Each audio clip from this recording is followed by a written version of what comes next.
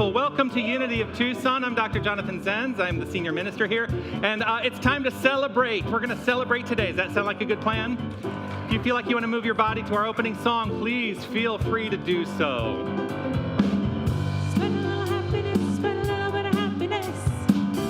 Spread a little happiness, spread a little bit of happiness. It ain't hard to see all that's going wrong.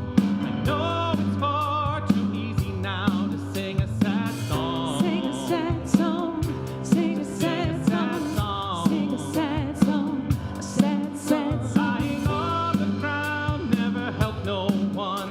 When you get knocked down, you know you gotta get back up. Gotta get back, You gotta get back up. gotta get back up. You gotta look on the bright side. Look on the bright There's never side. been a better time.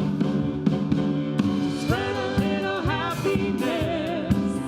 Spread a little love. It only takes a little bit, but it'll be enough.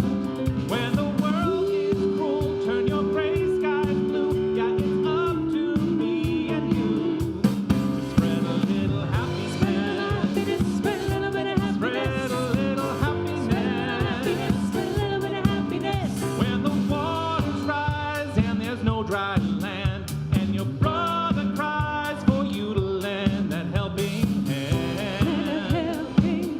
Lend a Lend a helping hand. Yeah. helping hand. We gotta look on the bright side. Look on the bright side. Middle of the darkest night. Well, we can make the sun shine. When we spread a little happiness, spread a little love.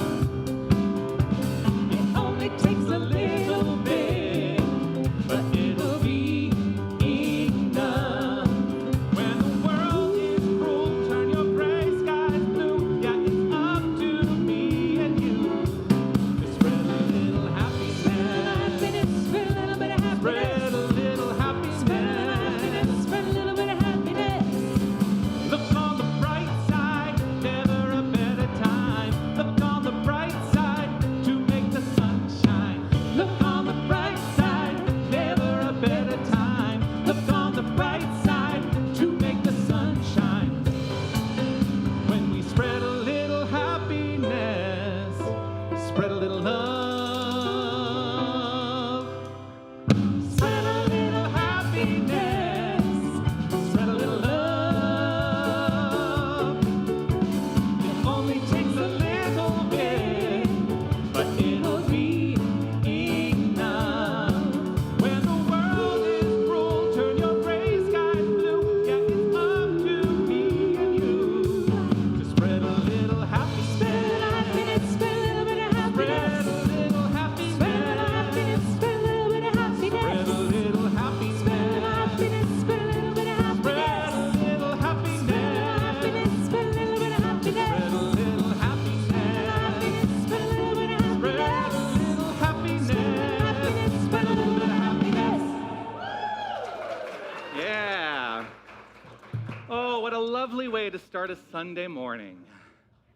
High energy, that's what I'm all about, right? And the rest of you? And I'm also all about hydrating, drinking water. So once again, good morning and welcome to Unity of Tucson. We are a spiritual community where we join together every single Sunday to celebrate happiness, to celebrate love, to celebrate light, to celebrate the attributes of the divine, which is what we all are. The core of our beingness is fully divine. That's part of what we teach here. Now, our purpose here at Unity of Tucson is to provide a safe, a loving, and an inclusive space where we can all explore the principles of the New Thought spiritual philosophy in order that we may master spiritual understanding, find personal purpose, and develop a spiritual path. What I have found is that New Thought and the principles of New Thought, applying them in my own life, has enhanced the quality of my experience of life. And so that's what has drawn me to do what I do, and I'm so grateful that you're all a part of it and part of this magnificent spiritual community where you are invited to come as you are, to be fully who you are, and to shine your light brightly. Now, as I say each week, you may not believe everything I say. That's absolutely fine. I am not here to tell anyone what to believe. I'm not here to tell anyone what to think. That is entirely up to you. I think the power of the New Thought spiritual philosophy is that it is an invitation for us to go on the exploration of what it is we do believe, because as the master teacher Jesus said, it is done unto you as you believe, and so your beliefs are creating your experience. That is fundamental. That is a fundamental aspect of what we offer here, is living from that point of view. And so if that works for you, I invite you to adopt that as a possibility for your life, and if it doesn't work for you, find what does work for you. That's what I always say. Find what works, because your life can be enhanced when you find what works for you. Now, we have a vision and a mission here at Unity of Tucson. I would love for us to first state out loud these words of our vision statement. We envision a world awakened to its magnificence. And the vision is a manner in which we may choose to see the world. The mission are practical steps that we can apply in our lives to allow us to bring that vision into expression. So let's say these words of our mission statement together. Love only, forgive everything, remember who you are. Take a moment to just take that in. If it's safe and comfortable, you're welcome to close your eyes just to meditate for just a brief moment on those ideas. Perhaps as though you've never heard them before. What does it mean? Not just in an intellectual way, but in a feeling way. Love only. Forgive everything. Remember who you are. Love only. Forgive everything. Remember who you are.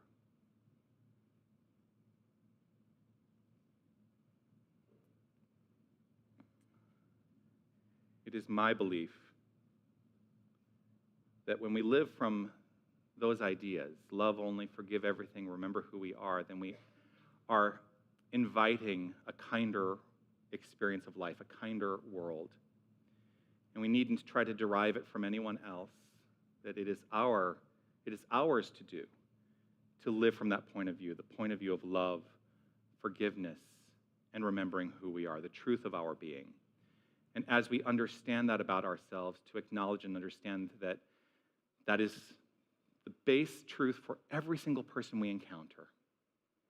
For when we are in the process of remembering who we are, what we are inviting is the understanding of our own divinity, because there can be nothing separate from the infinite divine power and presence that we call God. We are, each and every one of us, part of that. And so when I say remember who you are, it's an invitation as well to remember that truth of everyone else. And for me, it invites me to act accordingly. If I see the divine in you and I understand the divine in me and we are one, then it makes for a better experience of the world and this life. If this is your first time joining us, I want to extend a special welcome to you. I want to say hello and welcome to anyone who may be joining online for the first time today. What a delight it is to know that your presence virtually is part of this experience, whether you're watching live on Sunday morning or at another time in the video archives. Just know that we feel you, and I am so grateful that you've decided to spend some time with us. If you go to unitytucson.com/connect and fill out some information there, then we can continue to allow this conversation to unfold. And once again, thank you for being present, for being part of this experience. And if you're here in the room for the first time today, well, I want to acknowledge you as well and say, as you were coming in, just as a reminder, you may have been invited to receive a gift. And if you did not receive that gift, please feel free to get that gift. They will be available in Harmony Hall, which is where we have our coffee and fellowship following the celebration, just on the other side of that wall. But in addition to that gift, there is something that we like to share with those who are joining us for the first time. And so if you are comfortable with identifying yourself as someone who is joining us here for the first time, would you please either stand up or raise your hand? Is there anyone who's joining us for the first time today?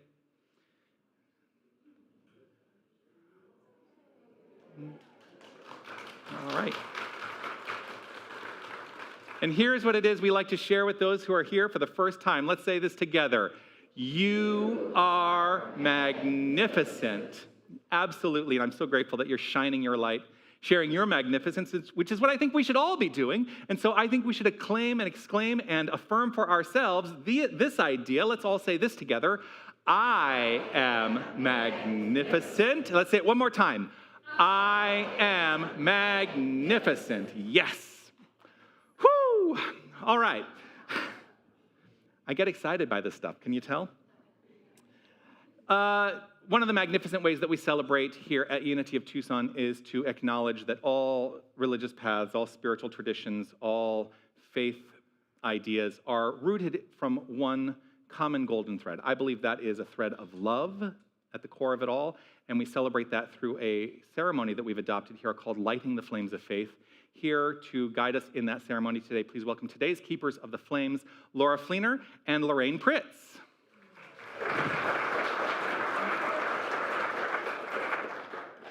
Good morning.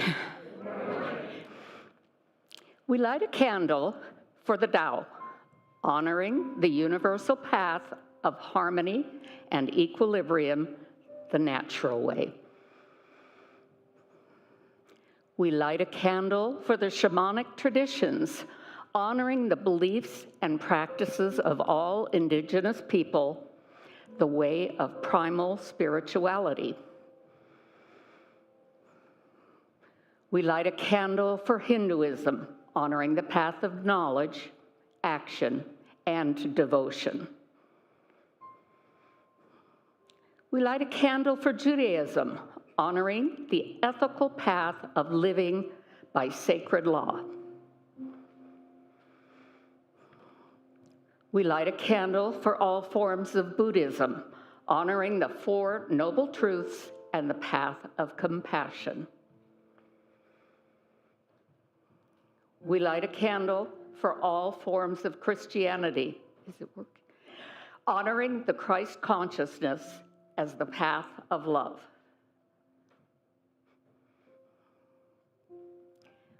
We light a candle for all forms of Islam, honoring the path of surrender to divine love as the highest calling.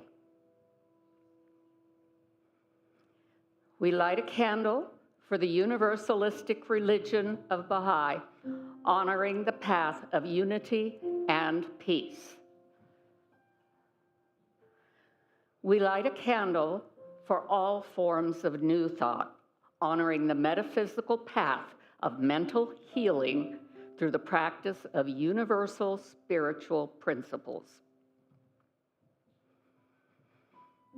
We light a candle for all those who are as yet unaware of the power and presence of spirit in their lives, and for the space that we are holding for them, and for all faith traditions unnamed in this ceremony.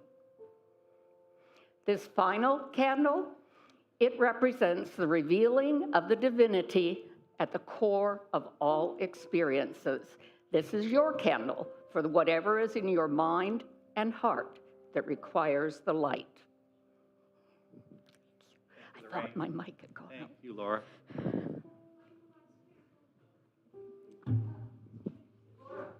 It's okay, I got it. The healing candle. There we go. She did a great job. That was Laura's first time lighting the candles. Thank you, Laura. And you were thrown in at the last minute because you got a call last night, didn't you? Yeah. This candle here, as most of us know, but if you're new to our community, I'll let you know. This candle, we keep consistently illuminated. It never goes out. This is the peace candle. And the peace candle is here to represent the consistent illumination of peace in our hearts. That's why it never goes out, because that consistent illumination in our hearts can never be extinguished. And as we allow our inner peace to inform every aspect of our beingness, our relationships, our activities in life, then right where we are, we become conduits of and creators of world peace. And so let's honor that understanding by sharing together this prayer for world peace. Divine love indwells each person and radiates from one to another. Harmony is established and peace reigns in the world. it is a special Sunday. I mean, every Sunday is special. But a couple weeks after we have our membership orientation, it's a Sunday where we celebrate those who have made the choice to become new members of this community.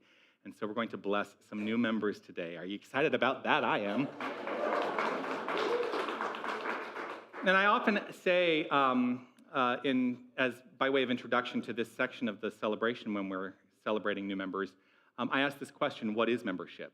And it's a question that if you are a current active member, to reflect upon once again, that you made a choice at some point to become an active member, and does this still ring true? Because for me, how I would answer that question is this way: that membership is a commitment to your spiritual journey at this time. That's what membership means to me. And it's, I think, a relevant question to invite for your consideration. What does membership mean to you? What is membership? Membership is voluntary. It is not compulsory. You can participate in every aspect of all that we have to offer here at Unity of Tucson, and you never have to become a member. But membership is also a commitment to saying, I support this spiritual community at this time in my life. Entering into membership is a personal covenant to your own spiritual growth, and supporting this community through your spiritual growth of this community and its spiritual evolution. So today we're going to bless new members in this ceremony. And if you are being honored as a new member today, here's what happens. As I call your name, I'm going to invite you to join me here on the stage. And you can come up this set of stairs right over here. Now you notice that there's a table over here, and the secretary, it's all there in my brain somewhere. The secretary of our board is going to help with this. You are going to receive some items. Among them is going to be a membership card. There is also going to be an official Unity of Tucson name tag. And also you'll receive the scallop shell. And the scallop shell is in a way particular to this community because of the journey that I took. You ready? It's 9:33, and I am mentioning the Camino de Santiago. The pilgrimage that I walked, the 500-mile walking pilgrimage that I walked 2 years ago, the symbol of the pilgrim is the scallop shell, and you may notice that I wear a scallop shell all the time now in honor of that. But the scallop shell, for me, is something to consider that you can let it be a symbol of your personal journey, your personal pilgrimage through this thing called life. That you're on a spiritual journey, whether you know it or not, and that can be a symbol honoring that understanding that we're all pilgrims in this thing called life. And once you've all been introduced, I'm going to invite you to line up and be open to receive as we sing a very special song. And so, Deb, if you would, today we are honoring the welcoming into our community 5 new members today. Among them are Lucy Fund, Mike Lafferty. Oh, yeah. We're going to do it up here. Yeah, so if you go, there we go. I know they're trying to do the lighting, so it's Laura Lafferty, Ramona Panas,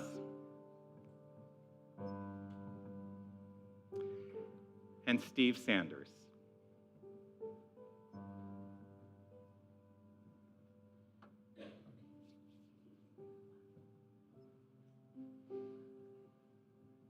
Come on over here.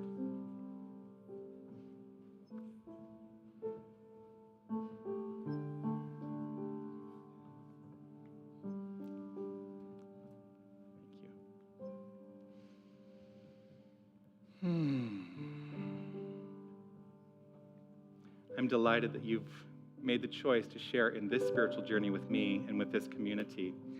And this is a song that we sing that we reserve for this occasion in particular. It is called You Are the Face of God. And if you would please sing, if you don't know the song, you'll know it very quickly. It's very simple. My encouragement to you is to simply take it in. Don't try to sing the song.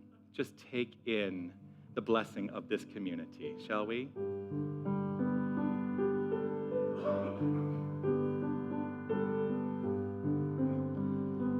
You are the face of God. I hold you in my heart. You are a part of me. You are the face of God. You are the face of God. I hold you in my heart. You are a part of me. You are the face of God. I'm also going to teach, if you don't know it already, simple sign language that goes in alignment with this song. And so we honor you are the face of God. I hold you in my heart. You are a part of me. You are the face of God. Let's sing and sign together. You are the face of God. I hold you in my heart. You are a part of me. You are the face of God. You are the face of God. I hold you in my heart. You are a part of me. You are the face of God. Let's just sign.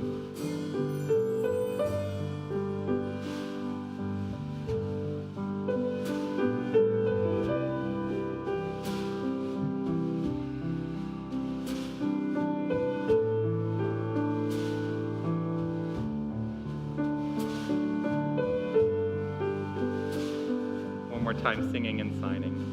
You are the face of God. I hold you in my heart. You are a part of me.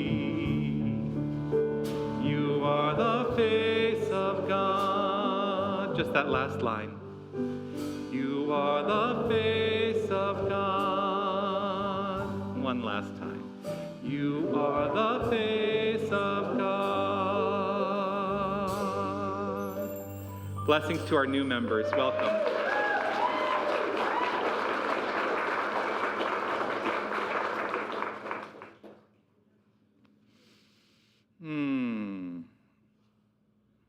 You know, I've talked last week about the nature of a spiritual community, and that my desire is that we really move into the direction of being mission-centered and recognizing that we are a spiritual cooperative more than a place where we just come and consume the ideas, that we are here to work with one another in the exploration of our spiritual nature. And so that's really the commitment that I think these new members have made. It's a commitment that our prayer chaplain, who's offering our reading, our affirmation, and prayer today has made in her life, and I know that she has some magnificent wisdom to share with us today as she guides us through this. Will you please welcome today Kate Aberley.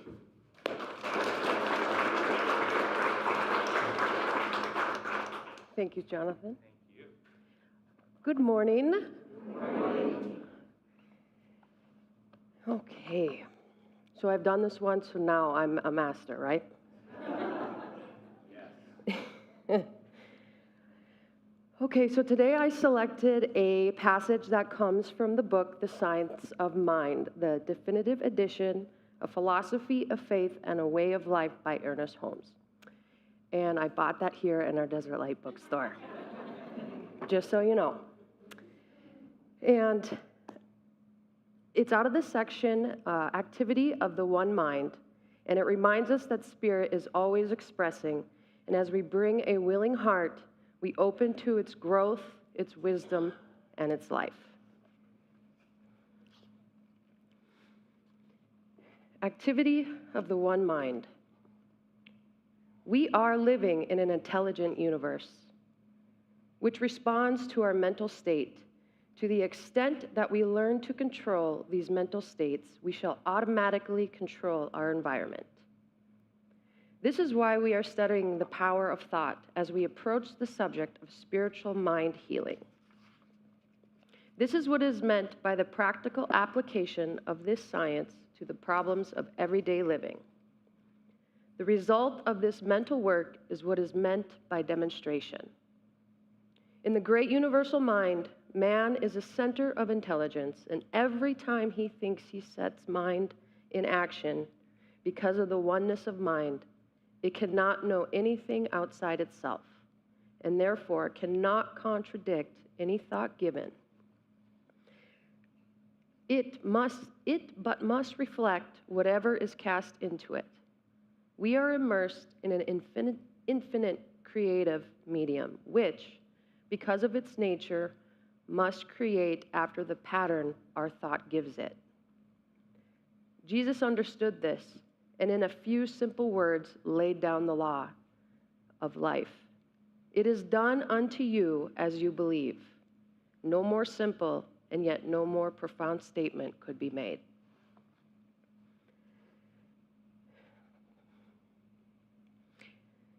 And as we hold these words in our heart, we remember that the very activity of the one mind is alive within us now.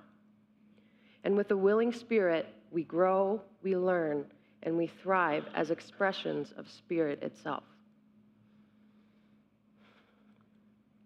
So that leads me to our monthly affirmation. And I invite you to hear this month's affirmation. I'll say it first, and then we'll affirm it together as a community twice. And the affirmation of the month is, I embody a willing spirit to grow, learn, and thrive. And now, I invite you to join me in speaking these words together. I embody a willing spirit to grow, learn, and thrive. And I invite you to affirm it once more with me, with even greater joy. I embody a willing spirit to grow, learn, and thrive. Okay. Now I invite you to take a deep breath with me together and gently close our eyes.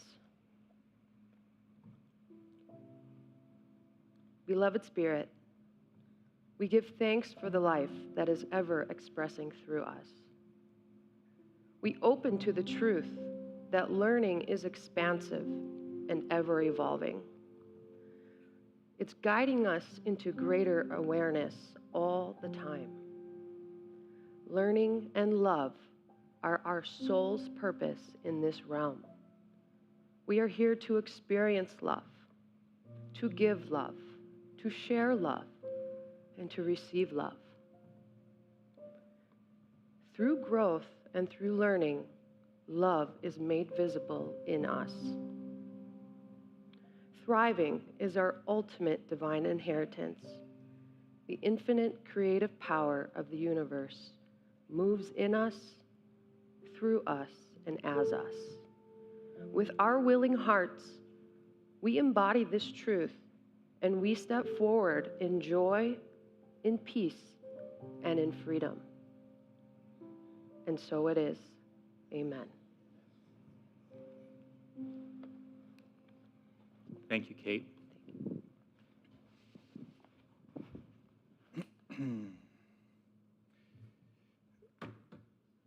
There's a interesting thing that happens sometimes for me, and that is I never know what song to sing when I'm tasked with singing the feature song of the day. And there's a song that came up for me this week that kind of surprised me. And I went back and looked at our records, and the last time I sang this song in this room, I sang it to an empty room with just cameras because we were still in the midst of COVID and we were not having in-person services. So I'm grateful to be able to sing this with people in the room this time. It's a song by Daniel Nahmod. He's one of my favorites.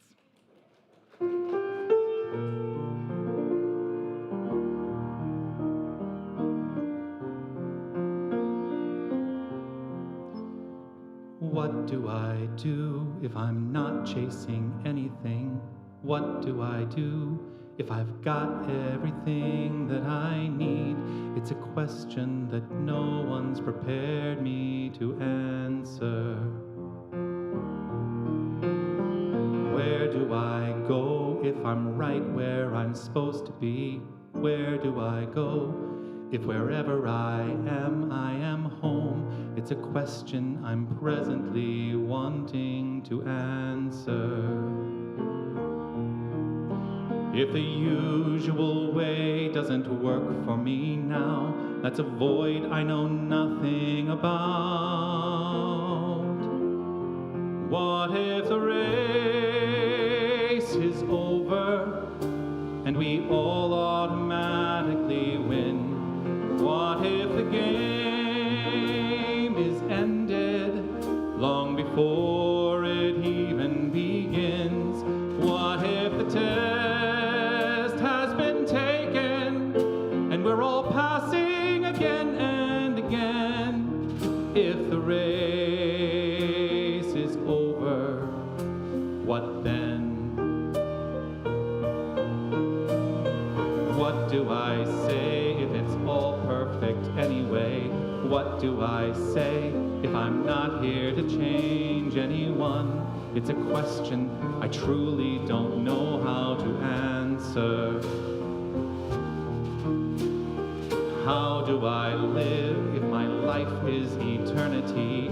How do I live if I'm no longer afraid to die? It's a mystery, no one can give me an answer. If the usual way doesn't work anymore, there's no map for what life has in store. What if the race is over and we all automatically win? What if the game is ended long before it even begins? What if the test has been taken and we're all passing again and again? If the race is over, what then?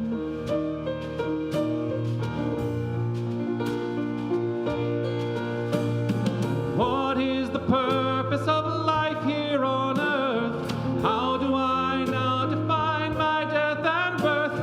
For that matter, what is my life really worth in the end? What's mine to give and what's mine to receive? Whom do I worship? What do I believe? It seems every answer comes right back to me in the end.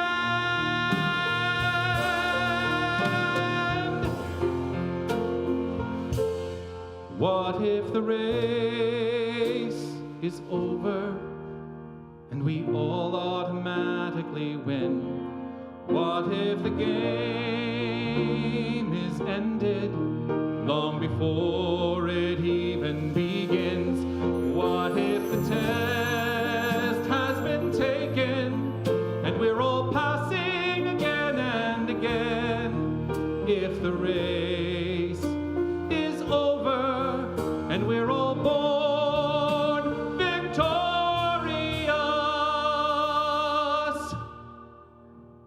if the race is over, what then?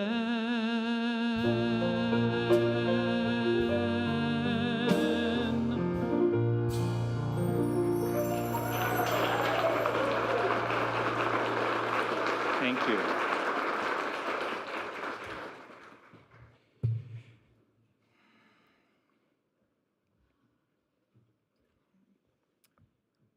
I think what resonates for me, so there's a, where do I want to start today?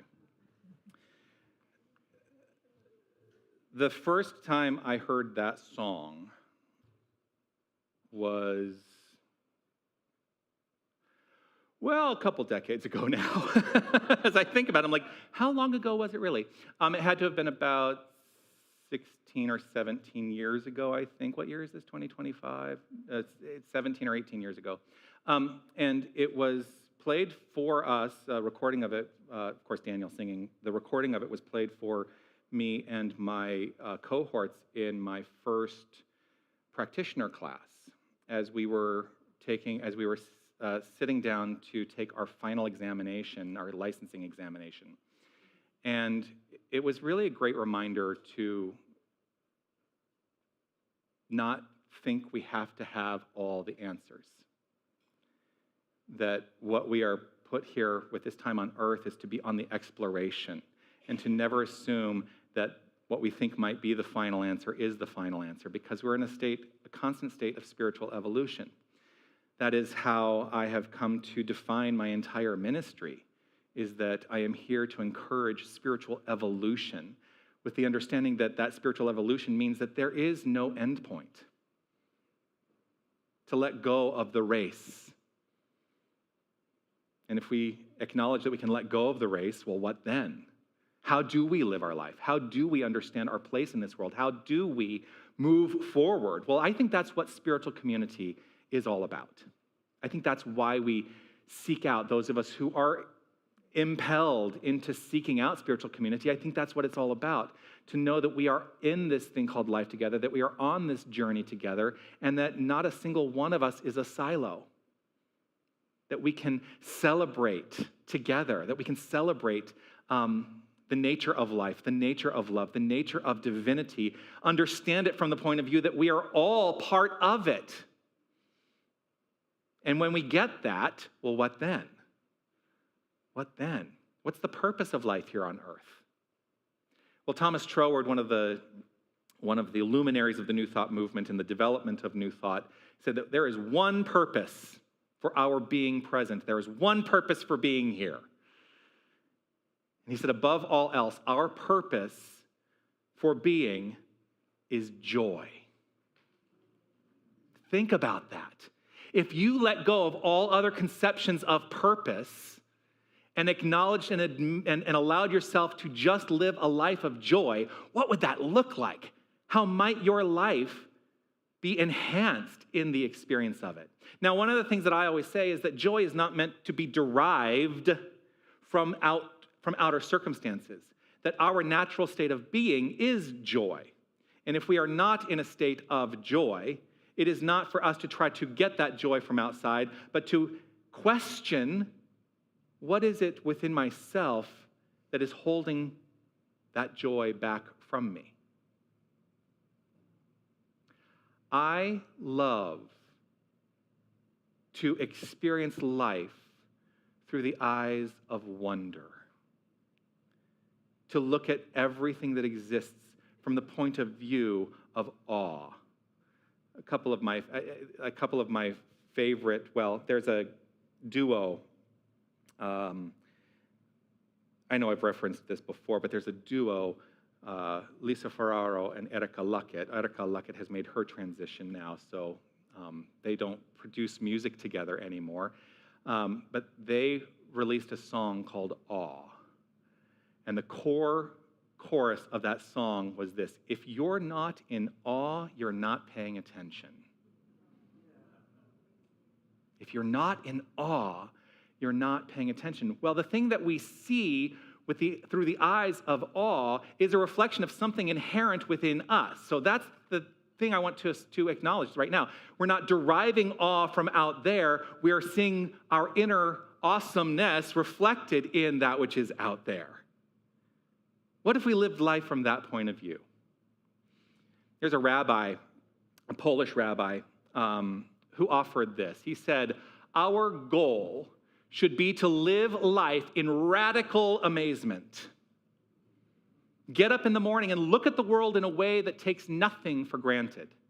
Everything is phenomenal. Everything is incredible. Never treat life casual. To be spiritual is to be amazed.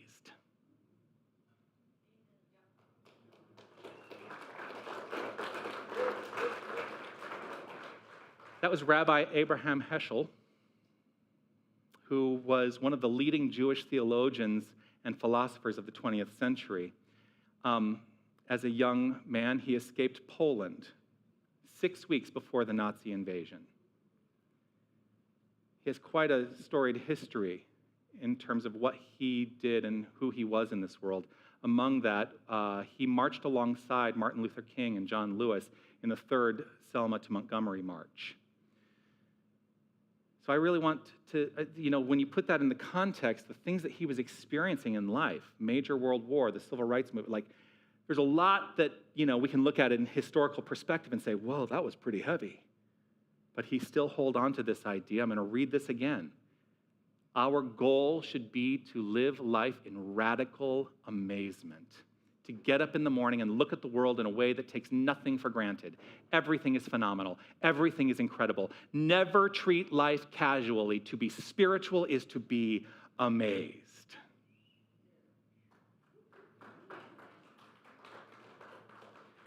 I truly think about that in the context of the I don't think that it's going to be a surprise to anyone that we're living through an interesting time now of political upheaval, and I'm not going to get political except to say that there are spiritual solutions to the upheaval we are experiencing. That's all I'm going to say about that. Spiritual solutions exist for the upheaval we are experiencing. It doesn't matter if you perceive yourself on one side of the aisle or the other side of the aisle. There are spiritual solutions for what we are experiencing in this life.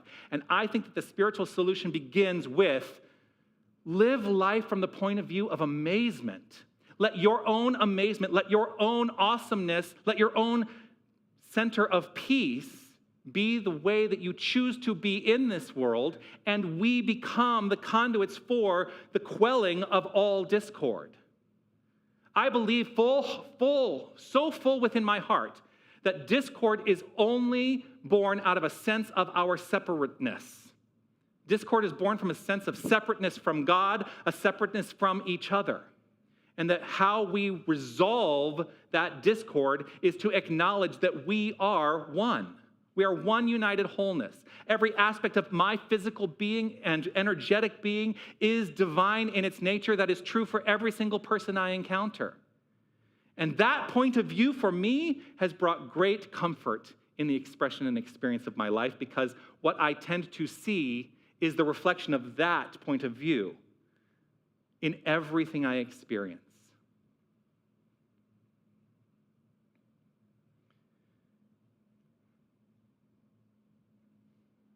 And so if you're feeling, last week when I was speaking about spiritual cooperative, there's one thing that I realized I started talking about, and this, I don't know if you ever noticed, this happens a lot. I start talking about something, and then some other idea will hit me, and I never return back to that original idea. But last week, I mentioned this idea of discord. And last week, I mentioned this idea that, the challenge of life is equal. We can be equal to the challenge by knowing the truth of our being. And so today is really the expansion of that idea. To let go.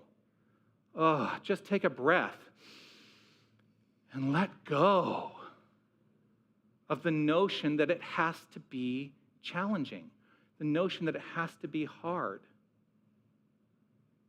We begin our spiritual practice of prayer with an invitation to relax. We begin that spiritual practice by remembering that we can breathe in this moment. We can release any unnecessary physical tension, which allows us to begin to release any unnecessary mental or conscious tension.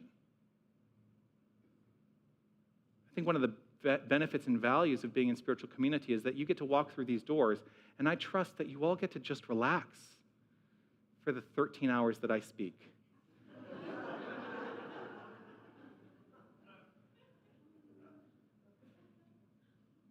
And whatever we place our attention on, fundamental to the New Thought philosophy, whatever we place our attention on grows in our experience. So the question is, what are we placing our attention on?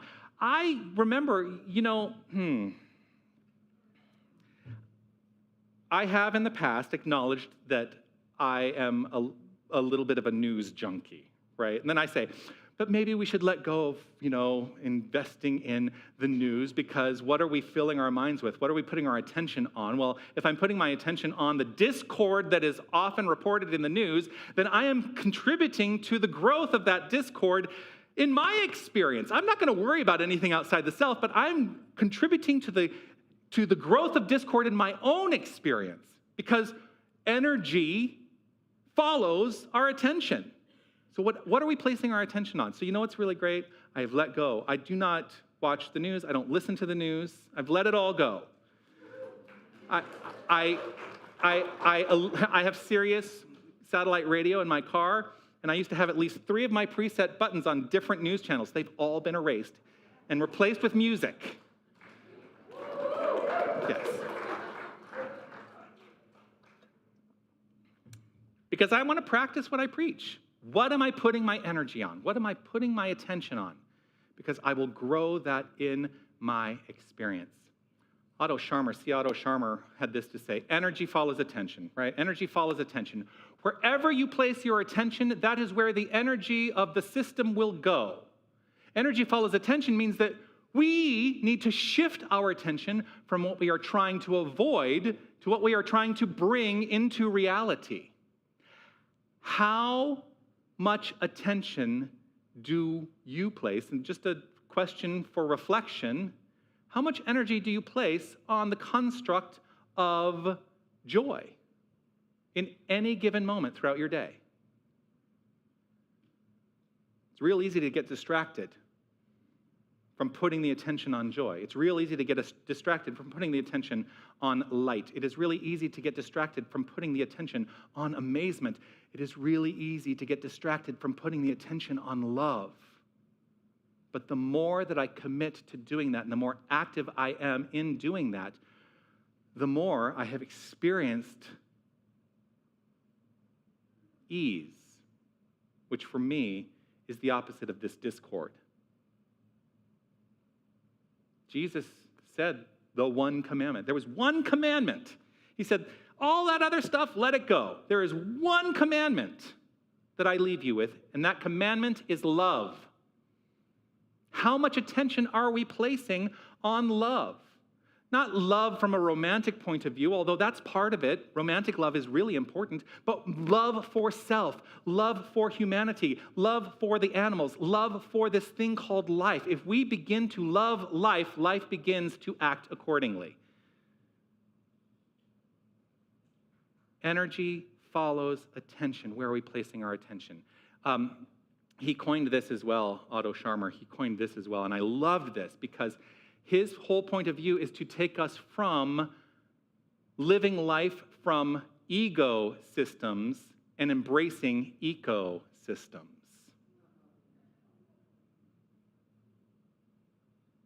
The question I have is this: from that point of view, what is possible? What becomes possible in our lives? What becomes possible in the expression and experience of our interaction with one another? What is possible? Because I spent a lifetime figuring out what I can't do. Am I willing to step into what is it I can do? It's real easy. How many, and again, this is rhetorical. Sometimes I want you to raise your hand and answer the question, but I'm going to let this one also be rhetorical. If you're experiencing something in your life that feels insurmountable, and I know that there have been times in my life that I feel like some experience is insurmountable, what is it that comes naturally to you in relationship to that experience? And what I mean by that is your natural response to look at it and say, I cannot overcome this. Because I think that's what we're taught to do. We are taught to just acknowledge, oh, it's insurmountable, can't do anything about it. Nope, not going to work, not going to happen. My question to you is, we are the point of creation for everything in our lives. Because God is constantly creating. We are the outflow and expression of the divine. We are the outflow and expression of God. And so God is constantly creating. And with God, within God, all things are possible. And so it invites us to ask the question, in light of what we perceive as insurmountable, what is possible? Not what, I can't do it. Say, what can I do? What is possible within this? What can I do? How can I step forward? How can I perhaps consider this from a different point of view? I don't know what I'm doing with my hands. How can I consider this from a different point of view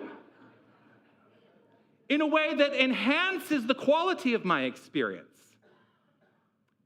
And be open to being surprised by what you intuit as an answer. Because sometimes the reason we think we can't is because we've rooted ourselves in past ideas, and we apply those past ideas to our present moment experience, forgetting that past ideas are just that, and the infinite does not rely on the past for what it chooses to create in its outflow. So what is possible? That's really the question that I may leave here with today. What is possible? Today's talk title, if you get our weekly email, was I Am Unity. I am Unity. Unity is not it is an organization, so let's just be clear. Unity is an organization, but the organization has no effectiveness in the world unless we identify as the constituents of that organization and bring what is ours to bring to this thing called life, which I believe should be rooted in love, joy, forgiveness, kindness, remembering who we are. And so if I say I am unity, what I am saying for myself, and you get to decide for yourself what this means to you, but when I say I am unity, I am stepping forth and affirming that I am the point of view where love is expressed. That I am the nature of forgiveness in its embodiment in every interaction I have. And that I have made a commitment to remember who I am, no matter the circumstance. Because when I remember who I am, no matter the circumstance, nothing is insurmountable. So where am I placing my attention? Where am I placing my attention? Some ideas that go along as well with the idea of I am unity, because this month is rooted in the construct and an idea thematically of willingness. And I think back to these quotes that I brought today and the nature of the way I've expressed today, and I am unity also means having a willingness. That willingness that begins with opening our eyes each day in wonder and recognizing the sacredness of life and each other. That's how I demonstrate being unity. That's how I demonstrate being divine. That's one way. Another way is to place our attention on unity. We can place our attention on our connection rather than our separation. Where we place our attention, energy flows. Together we can choose to focus on harmony. Together we can choose to focus on cooperation. Together we can choose to focus on shared purpose. And how might our lives in their expression be transformed when we do that? We are here as co-creators. We co-create with the power of divinity, but we can also co-create with one another because we are all the divine in expression.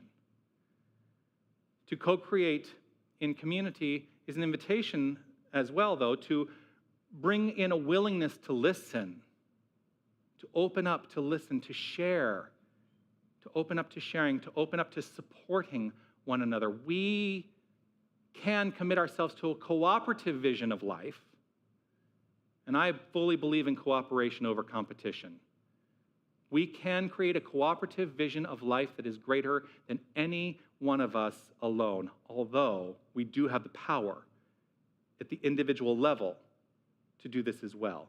But isn't it just easier when we're in community to do it? It just is. So today, the call for me is to invite us all to choose amazement.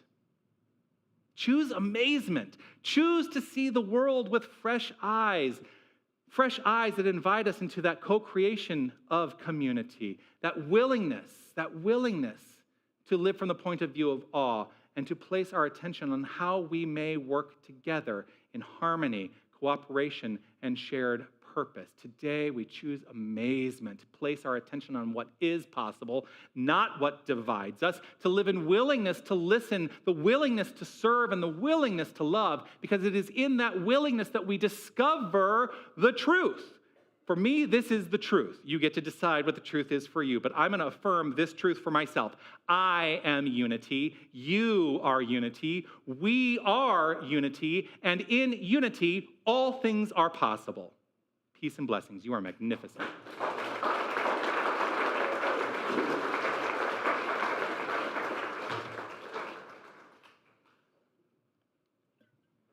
Hydrate.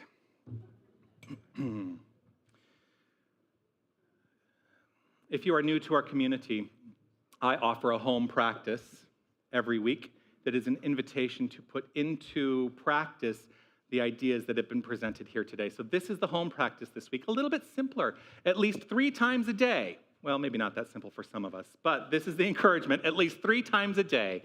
Pause and reflect on one thing that amazes you about life, no matter how small. No matter how small. This picture, you ready? I took this picture on the Camino.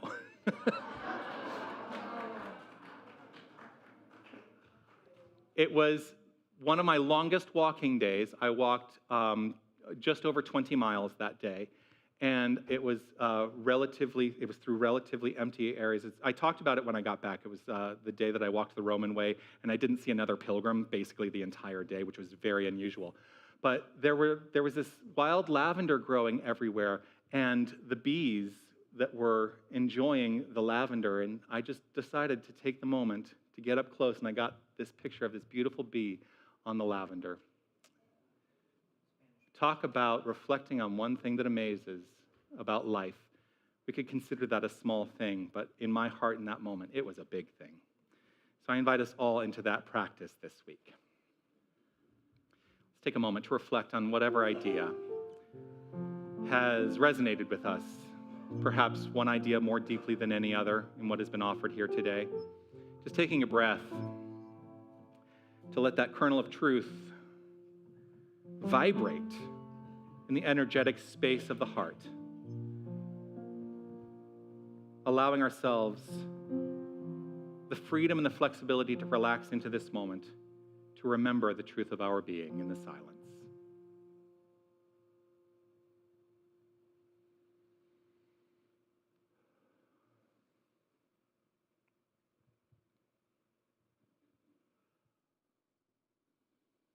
In the silence there is peace.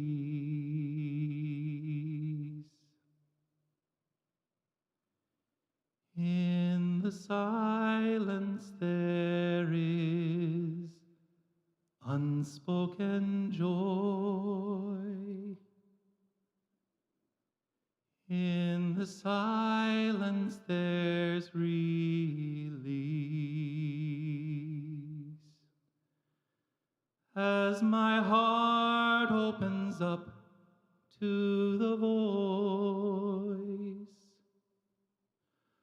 I awake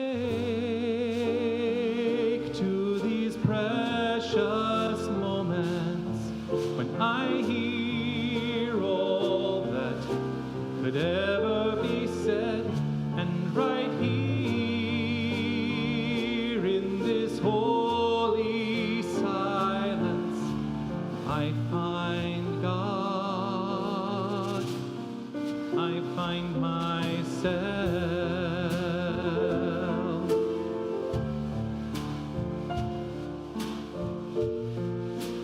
Right here in this holy silence I find God. I invite us all into this prayerful consideration that we are the outflow of an infinite inflow of love. For there's nothing but the flow of love in infinite circulation through this thing called life, through this thing called expression. Because there is only God. God is. Full stop, end of sentence. God is. God is infinite. God is omniscience. God is omnipresence. God is omnipotence. And we are, each and every one of us, aspects of omnipotence, omniscience, and omnipresence. There is no aspect of our being which is not holy and fully divine. And so I settle into the awareness of this. I settle into the magnificent frame of mind that accepts this. And I invite us all into that reflection, that recollection, to allow ourselves to explore the experience of life through the eyes of wonder, through the eyes of amazement, through the eyes of awe, and realize that everything we see is a reflection of that which is inherently within ourselves. And so wherever we place our inner attention flows forth in the outer expression fully. And so I welcome the goodness, I welcome the flow, and I welcome the magnificent approach to this thing called life. And I do so with a grateful and appreciative heart flowing into expression. I allow the feeling of appreciation to fuel this creative engine. And I affirm this easily, effortlessly, in this moment by saying, and so it is. Amen.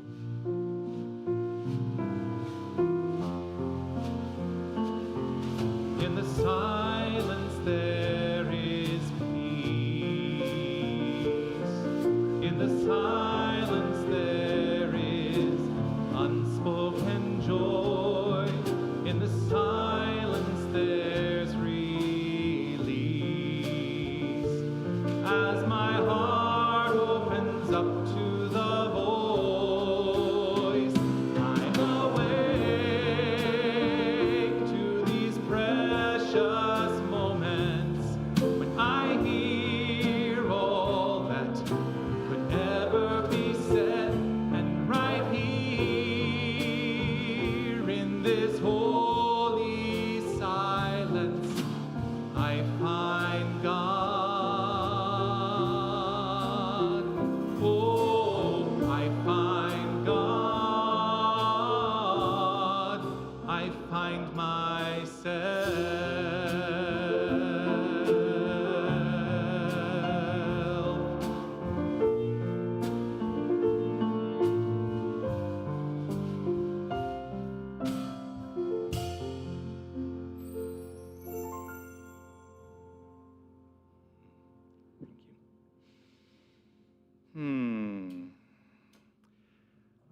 Taking a breath, let's take out whatever gift we are offering Unity of Tucson today in terms of our financial support, and recognize that our financial support is part of a conscious support, an evolutionary support for the message that we have to offer here and the way that we are empowered to take it into this world beyond just the walls on a Sunday. You are part of that paradigm, and I'm grateful for all the ways that you take this into the world. And so hold that gift in your hand and recognize that it is the nature of love, the nature of God in its activity. I always say money is God in action, and I live from that frame of mind, and so the action of God is supported in this time and in this place. As the baskets go around, feel free to stand and move your body as we sing, God is my source.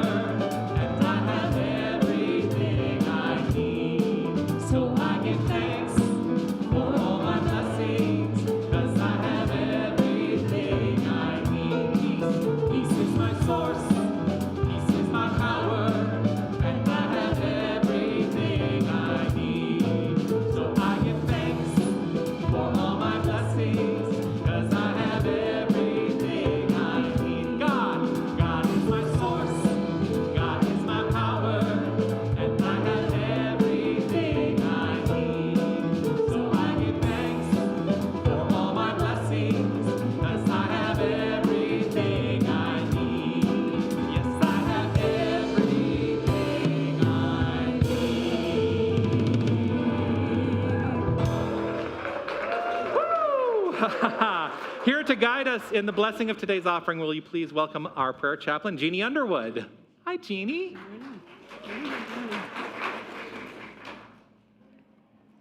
So, I'd like you to do it a little differently today. Hands together. Can you do it with awe and amazement? At that magnificent power that we are.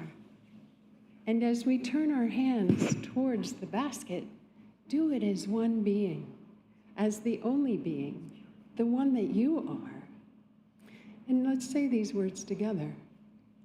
We bless these gifts, and we see them going out and blessing our community and the world. And so it is. Amen. Thank you, Jeannie. Let's find out what's happening here at Unity of Tucson. Good morning, Unity of Tucson. It's Sunday, September 14th, 2025, and here's what's happening in our vibrant spiritual community. Our new support group for caregivers will be meeting on Wednesday, September 17th at 1 p.m. in Annex Room 2. This group will grow around the needs of those attending, especially those who include caregivers for loved ones struggling with both cognitive and physical decline. Join guest speaker Sherry Hoffman this Wednesday, September 17th at 6:30 p.m. for Real Life at Unity of Tucson, where we'll talk about how to use new thought principles to navigate through our life experience. Then we'll ground and release as we bang on drums and move our bodies. RL at UT, where real life and unity principles provide a path to better living. Have you ever considered that your highest spiritual paths might be your relationship to others? Join Waverly Farrell for an exploration of the spiritual aspects of relationships. This class will bring together like-minded couples who wish to increase their connection while learning about the sacred path they are on. This 5-week course starts Saturday, October 18th at 2 p.m. Sign up now in the Desert Light Bookstore or contact Waverly Farrell to reserve your spot. Our fall and winter events are being planned and volunteers are needed. Upcoming events include bingo, a chili cook-off, our 70th anniversary gala, and more. If you're interested in volunteering for any of these events, please come to a short meeting on Sunday, September 21st at 10:45 a.m. in Annex Room 3 to learn how you can help make these events a successful experience for all by volunteering. You can find out more about all of our events, classes, and other ways to get involved in your spiritual community by visiting the Desert Light Book and Gift Store or online at unitytucson.com. Have a magnificent week. Yes, have a magnificent week. Thank you so much. I would like to invite Dee Brady up. She's going to let us know what the youth were up to. You have an apple in hand. So I think it was a really interesting day in youth program. Yeah. Fall is almost here. And today, Looks like someone has fallen. someone has fallen. This is what fall will do to you. I see. And today we went apple picking. So it's a real thing here at Unity, if you can imagine it. We actually imagine apples everywhere. And when you open an apple, the seeds make a star. Mm-hmm. So we said, how can we show our light and be the star in everyone's life? So we talked about ways of doing that, making bracelets for people. And then we did a little experiment, and we saw how our impact, explosion, and how our impact is in the world. So it's just baking soda and vinegar, but we saw a visual of how when we are kind and we are loving and we're sharing our light with the world, it's like an explosion of love. That's what we did today. Beautiful. Thank you so much. I want to say thank you to Dee Brady for her magnificent guidance of our youth and everyone who's involved with the youth program, Joe and Deb and everyone. So grateful. I want to offer my gratitude for everyone who made today's celebration so extraordinary. I want to say thank you to Laura Fleener and Lorraine Pritz for guiding us through the Flames of Faith ceremony. Thank you so much. I want to say thank you to Kate Aberly for guiding us with the reading, affirmation, and prayer, as well as Jeannie Underwood for guiding us in the blessing of the offering. Kate and Jeannie will be available at the completion of today's celebration right here in the sanctuary.